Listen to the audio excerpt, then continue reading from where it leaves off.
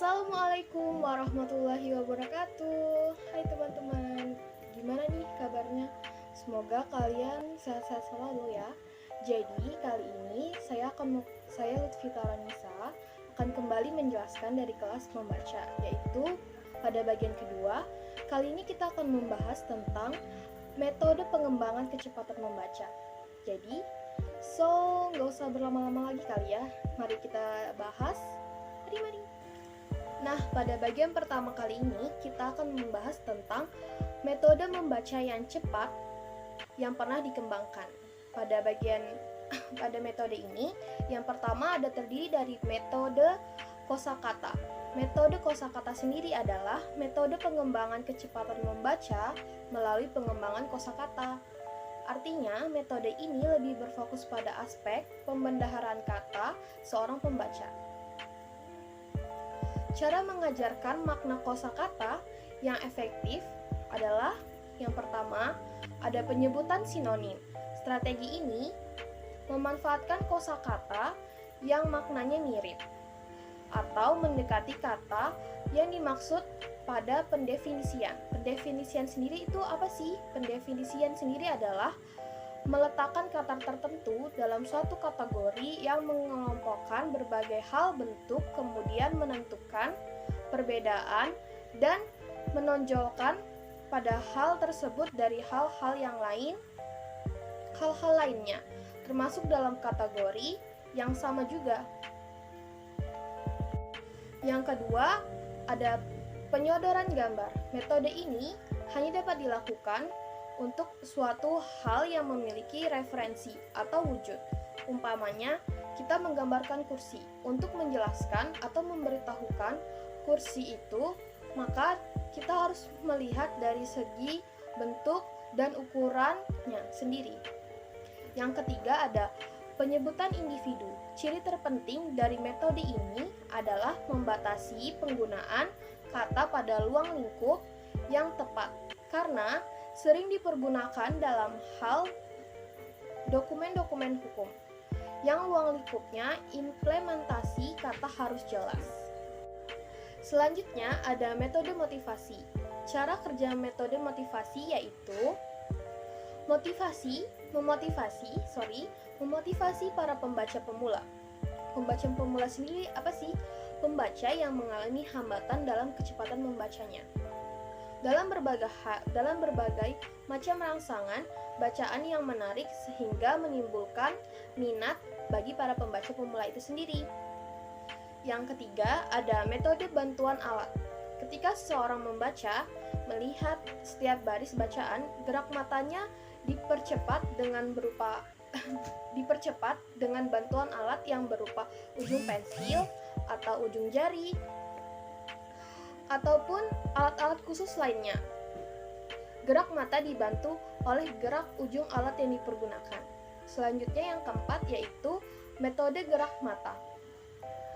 Metode gerak mata sendiri adalah metode yang paling banyak digunakan atau dikembangkan pada saat ini, baik untuk cara pengajaran membaca, pemula, maupun bagi siapa saja yang ingin meningkatkan kecepatan membacanya. Pada bab pembahasan selanjutnya adalah mengembangkan kecepatan membaca melalui metode gerak mata. Menurut Kamus Besar Bahasa Indonesia sendiri adalah membaca yaitu melihat dan memahami isinya, bisa dengan melisankan atau dalam hati saja. Dengan demikian, membaca dapat dimaknai dengan kegiatan memahami suatu isi dari tulisan, baik secara lisan ataupun dalam hati saja. Terus, kira-kira ada nggak sih kebiasaan yang dapat menghambat gerak mata? Ada, yaitu kesulitan berkonsentrasi. Ketika kita tidak dapat berkonsentrasi, maka kita tidak dapat menerima informasi oleh mata yang diteruskan ke otak. Sehingga kita kehilangan pemahaman atas bahan bacaan dan harus mengulang berkali-kali. Aspek gerak bola mata yang menyangkut kecepatan dan tempo bacaan. Aspek-aspek tersebut adalah antara lain yang pertama ada jarak pandang bola mata pada setiap baris bacaan. Yang kedua, penghentian bola mata ketika menatap barisan bacaan, yang ketiga ada penggantian baris, yang keempat ada kecepatan pergerakan bola mata, yang kelima ada peluang-peluang dalam menetapkan simbol bacaan.